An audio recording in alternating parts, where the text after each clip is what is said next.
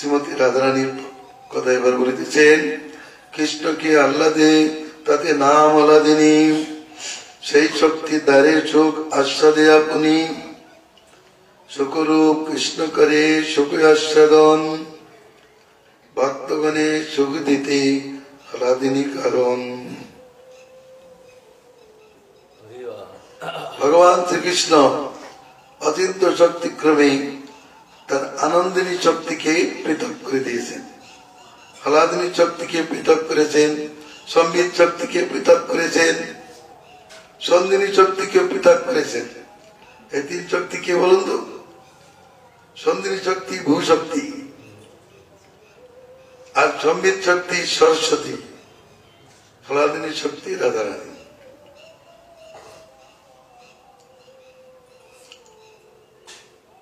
কৃষ্ণকে আনন্দ দান করে, এই জন্য তার নাম আহ্লাদিনী। আনন্দতে ইতি আনন্দ, আনন্দয়তি ইতি আনন্দ, সচ্চিৎ আনন্দ। আং মানে সম্যক প্রকারে ভগবানকে আনন্দিত করে বা ভগবান যার দ্বারা আনন্দিত হন, সেই হচ্ছে আনন্দ শক্তি।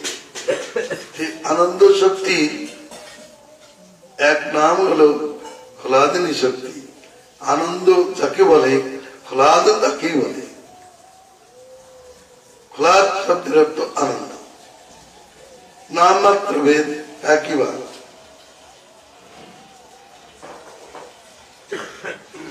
এই আহ্লাদিনীর দ্বারা আমি আগে বলেছি, আহ্লাদতে আহ্লাদয়তি ইতি আহ্লাদিনী। যে শক্তির দ্বারা কৃষ্ণ সুখী হন, অপরকেও সুখী করেন, সেই শক্তির নাম আহ্লাদিনী শক্তি। ওই শক্তি দ্বারা নিজের সুখ আস্বাদন করেন, ভক্তগণকেও সুখ দেন। ভক্তগণের সুখ দিতে আর কোনো কারণ নেই, আহ্লাদিনী কারণ। পিতা মাতা বন্ধু ভ্রাতা যা কিছু সত্তা আছে, তার মধ্যে আনন্দ সত্তাটাই আছে আহ্লাদিনী সত্তা। জীবের মধ্যে ক্ষুদ্র পরিমাণে আহ্লাদিনী আছে, সেই জন্য একে অপরকে আনন্দিত করতে পারে। যে বস্তুতে আনন্দের লেশ মাত্র নাই, সেটা মানুষের অন্য কোন প্রাণীর প্রিয় হয় না। আনন্দই প্রিয়, আনন্দই প্রিয় হয়, আনন্দময় প্রিয় হয়। যেখানে আনন্দ নেই, সেখানে প্রিয়তা নেই।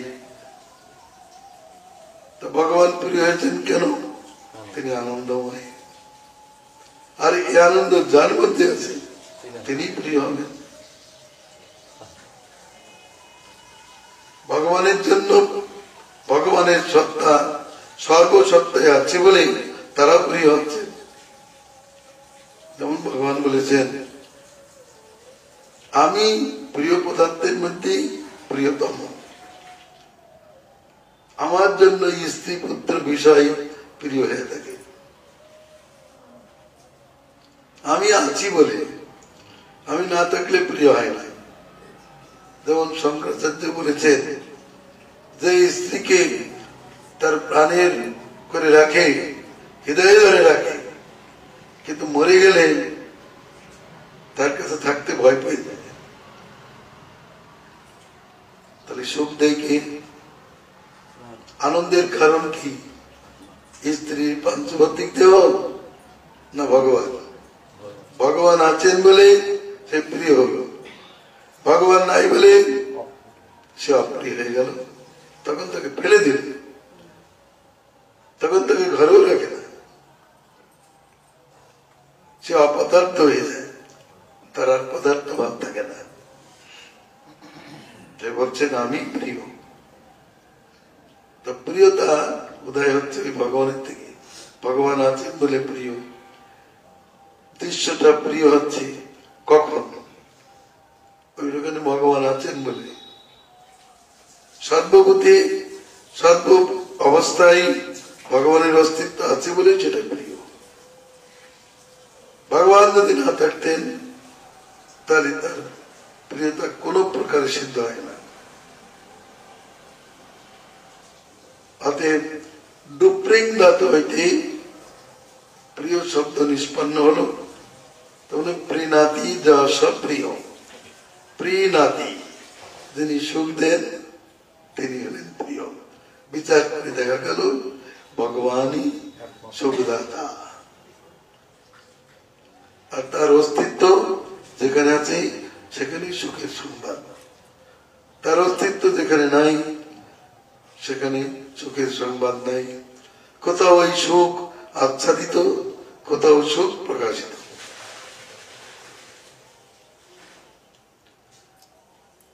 আলাদিনী বৃত্তি দ্বারা ভগবান সুখী হন। তিনি সুখ আস্বাদন করেন কিভাবে? নিজের সুখকে তিনি আস্বাদন করেন পৃথক করে, যেমন রাধাকে পৃথক করে দিয়ে তাকে আস্বাদন করেন, সুখকে পৃথক করে দিয়ে আস্বাদন করেন। নিজের মুখকে নিজে দেখতে চান, তখন কি করবেন? তিনি দর্পণে মুখটাকে পৃথক করে দেন, দিয়ে সেখান থেকে তার সৌন্দর্য মাধুর্য আস্বাদন করেন। ভগবান তেমনি অচিন্ত শক্তিক্রমে নিজের মধ্যেই বিলাস করেন।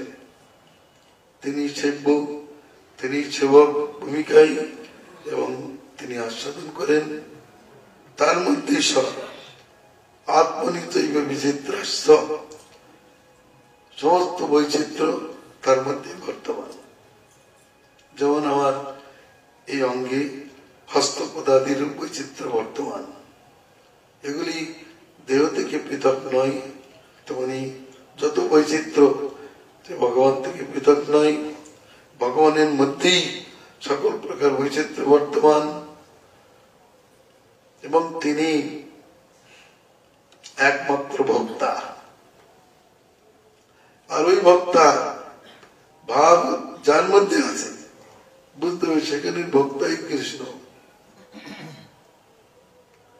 এই ভক্তা সত্তা, আনন্দ ভোগের সত্তা কৃষ্ণেতে আছে।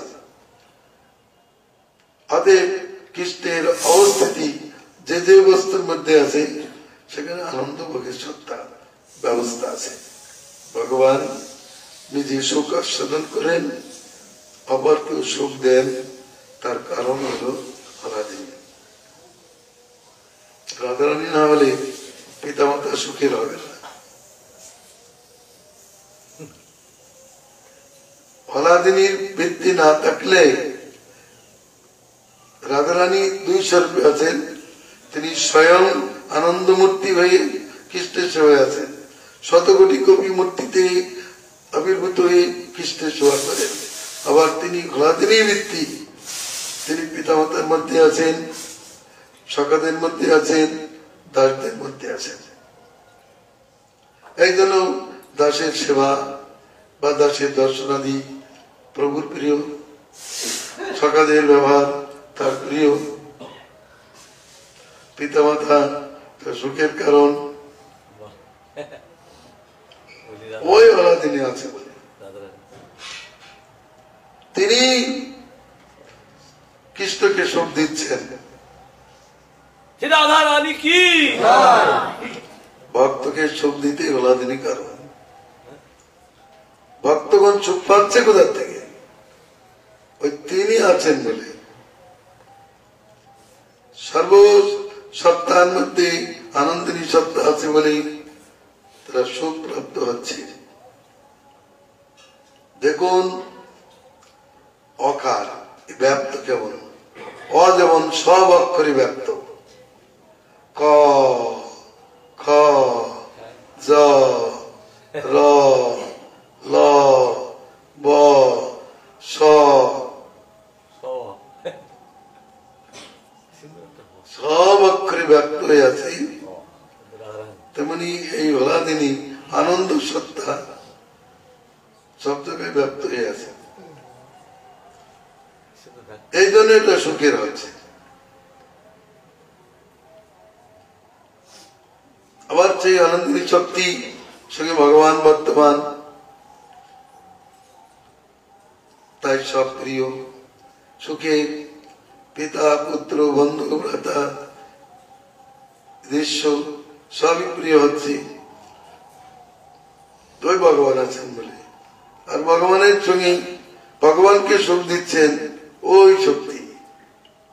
তিনি অনন্ত মূর্তিতে আত্মপ্রকাশ করে আছেন, অনন্ত রূপে সুখ আস্বাদন করেন। এমনকি বলেছে এই জগতে যে নারী পুরুষ রূপ তার থেকেই প্রকাশিত হয়েছে। কিন্তু বিশেষ কি, এই জগতে নারী পুরুষ যখন নিজের নিজের ভাবে দুইয়ের প্রতি আসক্ত হচ্ছে তখন বন্ধন দশা হয়ে যাচ্ছে, আর যখন তারা কৃষ্ণের প্রতি আসক্ত হচ্ছে তখন তারা মুক্ত দশায় চলে যাচ্ছে। যখনই নারী পুরুষ ভক্ত ভাবে একে অপরের সঙ্গে মিলিত হচ্ছে তখন তাদের সংসার দশা এসে যাচ্ছে। আর যখন তারা কৃষ্ণের প্রতি আকৃষ্ট হচ্ছে, কৃষ্ণ সেবায় লাগছে, তখন তারা মুক্ত দশা প্রাপ্ত হচ্ছেন। সুখের কারণ হচ্ছে হলাদিনী।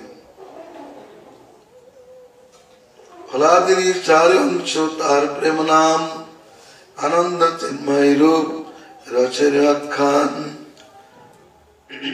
প্রেমের পরম সার মহাভাব জানি, সেই মহাভাব রূপা রাধা ঠাকুরানী। অনেকক্ষণ পরে রাধার মূর্তি হল। রস যেমন গাঢ় হতে হতে হতে মিশ্রির আকার ধারণ করে মূর্তিমান। আগে রস তরল ছিল, গাঢ় হতে হতে গুড় হলো। ওটা কি হলো? আনন্দ। হলাদিনী ওটা সার হলো ভাব।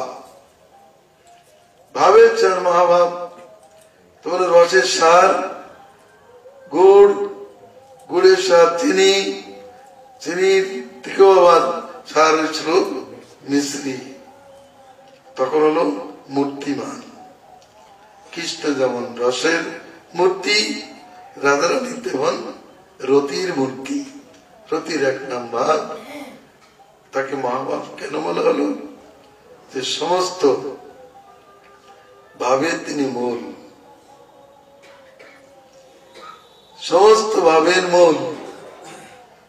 ভগবান অনন্ত কোটি ব্রহ্মাণ্ডে অনন্ত অবতার করেছেন, তার সুখের কারণ ওই রাধারানী। কৃষ্ণ বৈকুণ্ঠে আছেন বিষ্ণু তত্ত্ব রূপে, তার সুখের জন্য এক এক বিষ্ণুর পাশে রাধারানী এক এক লক্ষ্মী রূপে অবস্থান করছেন তার সেবার জন্য। দ্বারকায় সহস্রাদি মহিষী রূপ ধারণ করে কৃষ্ণের সেবা দিচ্ছেন। সমন্বয়তে স্বকীয় ভাবে, পরকীয় ভাবে অনন্ত গোপী মূর্তিতে, স্বয়ং রূপে অনন্ত গোপী মূর্তিতে তিনি কৃষ্ণকে পারকীয় রস আস্বাদন করেছেন। কারণ রাধারানী বহু মূর্তিতে প্রকাশিত হয়েছেন। বহু কান্তা বিনা নয় রসের উল্লাস। সেই জন্য রাধারানী অনন্ত মূর্তিতে আবির্ভূত হয়ে অনন্ত ভাবে কৃষ্ণকে রস আস্বাদন করেন। কিন্তু তিনি যখন মথুরা দ্বারকা বা বৈকুণ্ঠ দাদি বিরাজ করেন তখন তার পাশেই রাধায় আছে, কিন্তু তার ভিন্ন নাম। এক দেহের থেকেই পাঁচটা আঙুলের প্রকাশ, পাঁচটা নাম। তেমনি একই রাধারানী, কিন্তু তার নাম হলো ভিন্ন। সে লক্ষ্মী রাধাই, তার কোটি কোটি ভাবে এক ভাব দুর্গাদি, তারা ওই জগতে আছেন। দুর্গা শক্তি কৃষ্ণের শক্তি, রাধার থেকে তার প্রকাশ। দুর্গা দেবী কে আদ্যা শক্তি বলছেন। এমনি তো রায় ধর্মসভা হচ্ছে, একজন ব্রাহ্মণ, চতুর্বেদী ব্রাহ্মণ, তিনি বলছেন দুর্গা আদ্যা শক্তি। আমি বললাম রাধারানী আদ্যা শক্তি। তখন ওই ওই শ্লোক বললাম, মহাদেব পার্বতীকে বলছেন রাধার স্বরূপটা জানো। তৎপ্রিয়া প্রকৃতি রাধিকা কৃষ্ণ বল্লভা যৎকলা কোটি কট্টাংশা দুর্গত্তাস্তে গুণাত্মিকা। সব অবাক, আর বৈষ্ণবগণ শুনে অবাক, বলে এই শ্লোক কোথায় পেলেন? বলে তো পদ্মপুরাণে শ্লোক। তৎপ্রিয়া প্রকৃতি স্তদ্দা, রাধা কৃষ্ণ বল্লভা তিনি আদ্যা প্রকৃতি। আর যাকে আদ্যা শক্তি বলে লোকে বলছে সেই দুর্গাদি রাধার এক কলার কোটি কোটি ভাগের এক ভাগ স্বরূপ।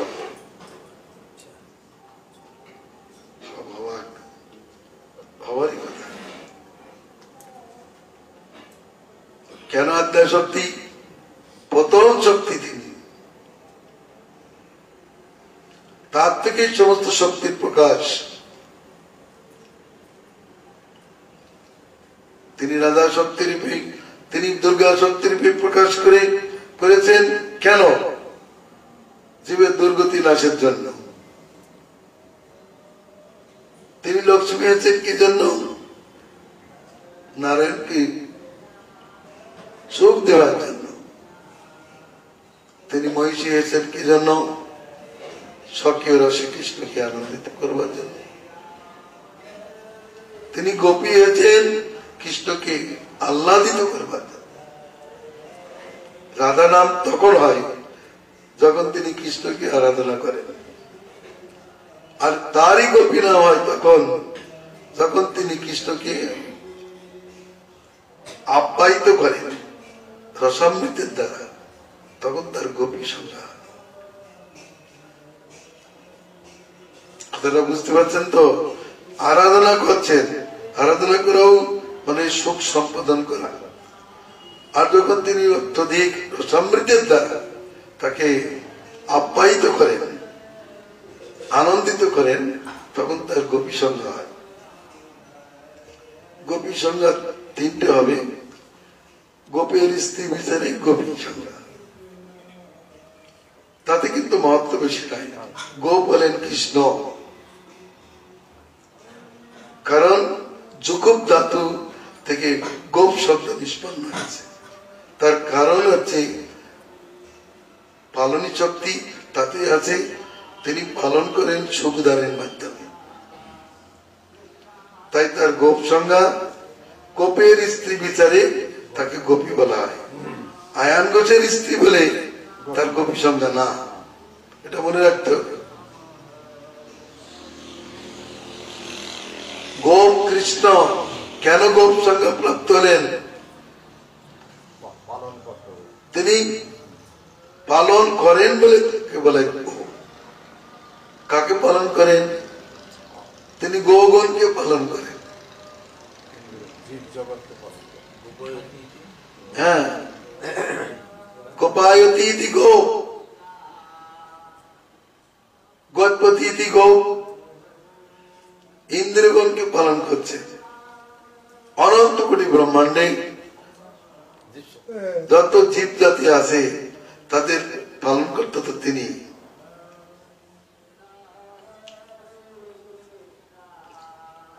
আবার তিনি সকলকে পালন করছেন বটে কি দিয়ে? সমৃদ্ধির দ্বারা। এই জন্য তার গোপ সংজ্ঞা। কিন্তু তার গোপী তাকে তিনি সুখী করেন স্ত্রী রূপে। তিনি তাকে সুখী করেন, তিনি হলেন গোপী রাধা। যখন তিনি তাকে আপ্যায়িত করেন, যেমন এক স্ত্রীর চারটে নাম। কি নাম? ভাজ্যা, কলত্র, পত্নী, বনিতা। কখন কি নাম হচ্ছে? ভরণাচ্ছ ভাজ্যা। তিনি যখন স্বামীকে ভরণ পোষণ করেন তখন তার নাম হচ্ছে ভাজ্যা। যখন যজ্ঞে আহুতি দান করেন তখন তার নাম হলো পত্নী। আর যখন তিনি কলয়িত্রায়তি কলত্র মধুর বচনে স্বামীর যে পরিশ্রমটা অনুমোদন করেন, তখন তার নাম হয় কলত্র। কলয়িত্রায়তি, কল মানে অব্যক্ত মধুর ধ্বনি দ্বারা, মধুর ব্যবহার দ্বারা তাকে সুখী করেন বলে তার নাম হলো কলত্র। আর বনিতা, যিনি প্রিয় মধুর বাক্য প্রয়োগ করেন, এহেতু তার নাম বনিতা। রমণী এখানে আর আসবে রমণীর যে আনন্দদায়িনী বিচারে তার নাম রমণী। অঙ্গ সংঘাতি দ্বারা আনন্দদায়িনী বিচারে তার রমণী সংজ্ঞা। ব্রহ্মকৈত্য পুরাণের 4টে নাম বলেছেন ওখানে।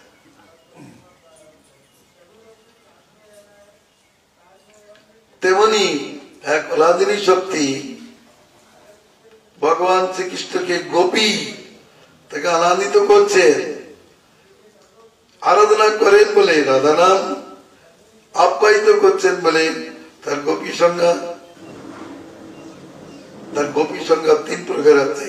গোপের স্ত্রী বিচারে, আবার তিনি গভীর পিবতী গোপী, যিনি কৃষ্ণের সমৃদ্ধ পান করেন তিনি হলেন গোপী। কৃষ্ণের পঞ্চরস কি পঞ্চ ইন্দ্রিয়ের দ্বারা যিনি পান করেন তিনি হলেন গোপী। কিন্তু এতে তার মহত্ব বেশি প্রকাশিত হলো না। গোপায়তে দাস গোপী, যিনি নিজের রসমৃদ্ধের দ্বারা, পঞ্চ রসমৃদ্ধের দ্বারা কৃষ্ণকে আপ্যায়িত করেন, এই বিচারে তার গোপী সংজ্ঞা সর্বোত্তম।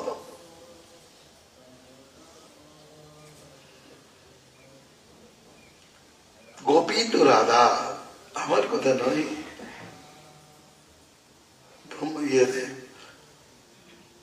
মানে গৌতম তত্ত্ব বলেছেন গোপী মানে রাধা। গোপ জাতি বলে একটি আছে, কিন্তু জাতি বিচারে কৃষ্ণের গোপ সংজ্ঞা নয়। যদিও তিনি গোপকুলে জন্মগ্রহণ করেছেন, কিন্তু কেবল গোপালনে তো তার গোপ সংজ্ঞা নয়। গো বলতে আরো অনেক কিছু বোঝায়। গো মানে পৃথিবী, গো মানে ইন্দ্রিয়, গো মানে গাভী, গো মানে বেদবাণী। এই সকলকে যিনি পালন করেন তিনি গোপ। তার অপর নাম চৈতন্য গোবিন্দ বা গোপাল। গোপ, গোবিন্দ, গোপাল, এই কাজে তার 3 নাম।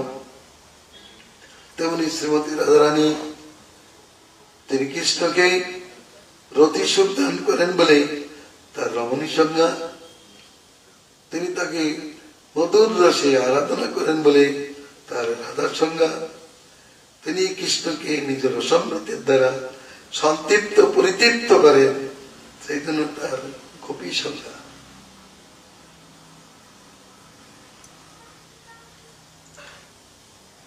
তিনি হলেন রাধা। তার পরিচয়টা আমরা পেলাম এইভাবে। হলাদিনী সার অংশ, তার প্রেম নাম আনন্দ চিন্ময় রস, রূপ রসের সংখ্যান, প্রেমের স্বরূপ যার মহাভাব জানি, সেই মহাভাব রূপা রাধা ঠাকুরানী। মহাভাব স্বরূপা প্রমাণ দিচ্ছেন তৈরূপ উভয়ের মধ্যে রাধিকা সর্বদাধিকাম মহাভাব স্বরূপে গুণৈরতি বরিয়সী। তাদের 2 জনের মধ্যে, শতকোটি কবিদের মধ্যে রাধা চন্দ্রাবলী প্রধান। তার মধ্যেও আবার রাধিকা সর্বদাধিকা, সর্বপ্রধানা।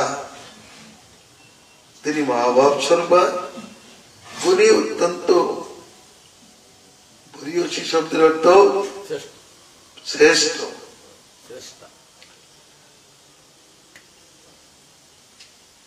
এবার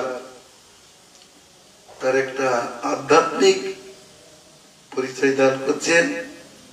সাধারণত শ্রী রাধিকার গুণবর্ণনায় কবিরাজ গোস্বামী শ্রী রঘুনাথ দাস গোস্বামী কৃত এই প্রেমাম্বজ মকরন্দ নামক স্তবটিকে অবলম্বন করিয়াছেন। এরপরে যেটা আলোচনা হবে তার নাম হচ্ছে প্রেমাম্বজ মকরন্দ নামক স্তোত্র। তারই পদ্যানুবাদ করেছেন রামানন্দ রায়। আমরা এটা আস্তে আস্তে জানবো। তো এইটুকু আমরা জানতে পারলাম যে আনন্দ ঠিক এক সময় হলাদ নাম ধারণ করলো, তার সারি অংশ হচ্ছে প্রেম। আনন্দ যখন অত্যন্ত গাঢ় হয়ে আসলো, ডুপ্লিং ধাতুতে প্রিয় স্বভাব প্রেমা, প্রিয় স্বভাব প্রেমা, তখন তার প্রেম সংজ্ঞা হলো। কথা বুঝতে পারছেন তো? রস গাঢ় হলে গুড় সংজ্ঞা হলো, আরেকটু গাঢ় হলে মিশ্রির সংজ্ঞা হলো, আরেকটু গাঢ় হলে চিনি মিশ্রি সীতা মিশ্রি সংজ্ঞা হলো। এটা গাঢ় গাঢ় অবস্থা। তদ্রূপ যে আনন্দ শব্দ তার আরেক নাম হলো হলাদিনী। হলাদ সেটা গাঢ় হয়ে প্রেম নাম ধারণ করলো, প্রেম গাঢ় হয়ে মা বাপ ভাব, আর একটু গাঢ় হলে মা বাপ। এই মা বাপ যখন গাঢ় অবস্থায় আসলো, তখন একটা মূর্তি পরিগ্রহ করলো। সেই মূর্তির নাম রাধা মূর্তি। কারণ ওই আনন্দই মানুষকে আরাধনা করে। কাকে আরাধনা করেন? কৃষ্ণকে। কৃষ্ণকে সর্বতভাবেই আরাধনা করেন। কৃষ্ণের সুখের একমাত্র কারণ, কৃষ্ণের ইন্দ্রিয়গুলিকে যখন তিনি আপ্যায়িত করেন তখন তার নাম গোপী। কৃষ্ণের ইন্দ্রিয়গুলিকে যখন রমণ সুখ দান করে তখন তার রাধা এবং রমা সংজ্ঞা। রমতী দাস রমা, যখন তিনি কৃষ্ণকে রতি সুখ দান করেন তখন তার নাম হচ্ছে রমা। যখন তিনি ইন্দ্রিয়গুলিকে সুখী করেন তখন তার রাধা সংজ্ঞা, রমা সংজ্ঞা। যখন আপ্যায়িত করছেন তখন গোপী সংজ্ঞা, যখন আনন্দিত করছেন তখন গোবিন্দানন্দিনী। এতগুলো ওই তারই বিভিন্ন অংশে সংজ্ঞা হচ্ছে। তো তিনি একমাত্র কৃষ্ণকে সর্বতভাবে সুখী করেন। আমাকে সুখ দিবে আছে কোনজন?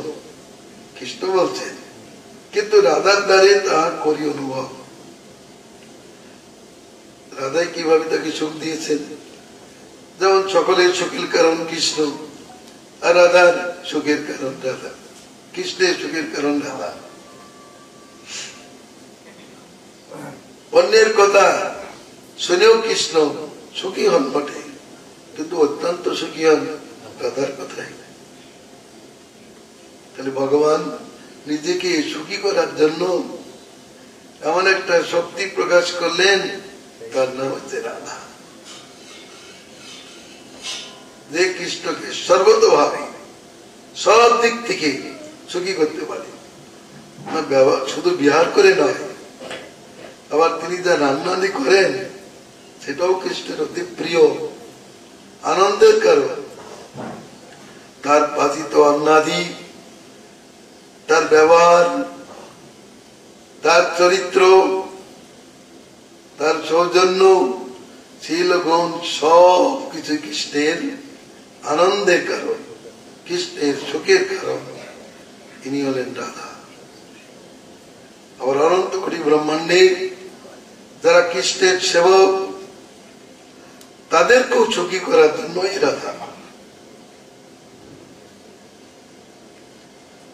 যখন রাধারানী দেখেন ওরা কৃষ্ণের সেবক হচ্ছে তখন ওকে সুখী করবেন। কৃষ্ণের সেবক হলেই তাকে সুখ দেবে। জীবের কাছে সুখটা আসে না কেন বিপরীত হয়ে যায়? যখন তারা বহির্মুখ হয়ে যায় তখন ওই সুখটা মায়ার মাধ্যমে তাদের কাছে আসে। স্বয়ং রাধারূপে নয়, যখন কৃষ্ণ ভক্ত হয় তখন রাধারানীর কাছ থেকে এই সুখটা এসে প্রাপ্ত হয়। যখন নারায়ণের ভক্ত হয় তখন লক্ষ্মীর মাধ্যমে ওই সুখ সেখানে উপস্থিত হয়। যখন দ্বারকাধীশের ভক্ত হয় তখন মহিষীর মাধ্যমে সুখটা সেখানে প্রাপ্ত হয়।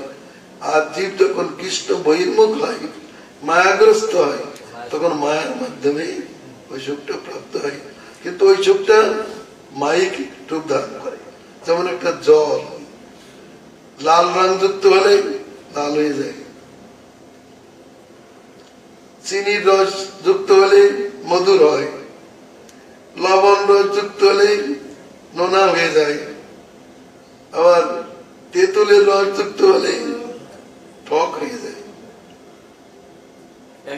তেমনি জলটা কিন্তু আছে, মায়ের কাছে যখন আসছে সুখটা মাইক হয়ে যাচ্ছে। এই মাইক সুখ আর পরিণামটা হচ্ছে দুঃখ। মায়ের সুখের পরিণামটা দুঃখ, কারণ এটা অনিত্য সুখ। আর চিৎ সুখটা নিত্য। এখানে কোন ব্যতিক্রম নেই। ওটা বিকৃত হচ্ছে না, স্বস্বরূপে থাকছে। তার মধ্যে রাধার স্বরূপে, রাধা অনন্ত কোটি গোপী স্বরূপে কৃষ্ণকে সুখী করছেন। তিনি পিতামাতার মাধ্যমে কৃষ্ণকে সুখী করছেন, তিনি বন্ধুদের মাধ্যমে কৃষ্ণকে আনন্দ দিচ্ছেন, তিনি দাসদের মাধ্যমে, যে ফলাদিনী বৃত্তির রাজদের মাধ্যমে, সেবার মাধ্যমে কৃষ্ণকে সুখী করছেন। তাহলে দেখা যাবে, সুস্পর্শে বিচার করে দেখা যাবে সব জায়গায় সে রাধা শক্তি কৃষ্ণের সুখের কারণ। গোবিন্দ মঙ্গলম।